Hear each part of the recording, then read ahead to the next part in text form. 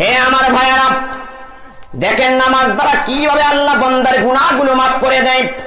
عن نبي هريرة رضي الله تعالى عنه قال قال رسول الله صلى الله عليه وسلم أرأيتم لو أن نهرا بباب أحدكم يغتسل فيه كل يوم خمسا هل يبقى من درنه شيء؟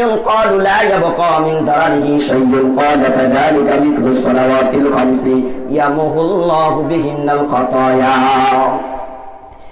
আল্লাহর নবী বিশ্ব নবী বলেন, হে আমার সাহাবীরা, তোমাদের কারো বাড়ির সামনে যদি একটা ঝর্ণা থাকে, একটা কূপ থাকে, একটা নদী থাকে, আর ওই ঝর্ণার মধ্যে যদি ওই লোকটা দৈনিক 5 বার গোসল করে, তার শরীরে কি কোনো ময়লা থাকতে পারে? আপনারা বলেন। হে আমার ভাইরা, এই মসজিদের গাটলায় যদি একটা লোক দৈনিক 5 বার গোসল করে, তার শরীরে কি কোনো ময়লা থাকতে পারে? সাহাবায়ে কেরাম জবাব দিলেন, না ওগো আল্লাহর নবী, তার শরীরে কোনো ময়লা থাকতে পারে না। আল্লাহর নবী বললেন, ঠিক তেমনি ভাবে যেই বান্দা বান্দি 5 ওয়াক্ত নামাজ আদায় করে, আল্লাহ পাক তার জীবনের সব গুনাহ মাফ করে দেয়। বলি সুবহানাল্লাহ।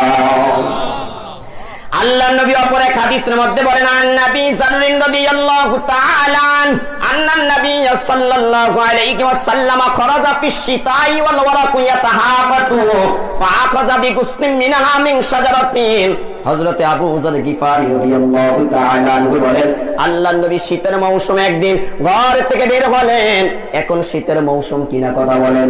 আল্লাহর নবী শীতের মৌসুমে ঘর থেকে বের হয়ে রাসূল একটা গাছের শুকনা গাছের ডালা হাতে নিলেন। শুকনা গাছের ডালাটা হাতে নিয়ে বিশ্বনবী একটা নাড়া দিলেন। নাড়া দেওয়ার সঙ্গে সঙ্গে ওই গাছের ডালার পাতাগুলো সবগুলা ঝরে পড়ে গেল। আল্লাহর নবী আবু যর গিফারিকে বললেন, হে আবু যর গিফারি।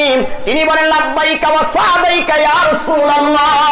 ওগো আল্লাহর নবী, আমি আপনার ডাকে সাড়া দিয়ে উপস্থিত হয়েছি। আল্লাহর নবী বলেন, হে আবু যর গিফারি, এই মৃত গাছের ডালার পাতাগুলা যেভাবে ঝরে গেল নাড়া দেওয়ার কারণে, ঠিক তেমনি ভাবে কোন বান্দা যদি 5 ওয়াক্ত নামাজ ইউরিদু বিহা ওয়াজহাল্লাহ, আল্লাহকে খুশি করার জন্য আদায় করে, এই গাছের পাতাগুলা যেভাবে ঝরে গেছে, ওই বান্দার জীবনের সব গুনাহ সেভাবে ঝরে যায়। বলি সুবহানাল্লাহ।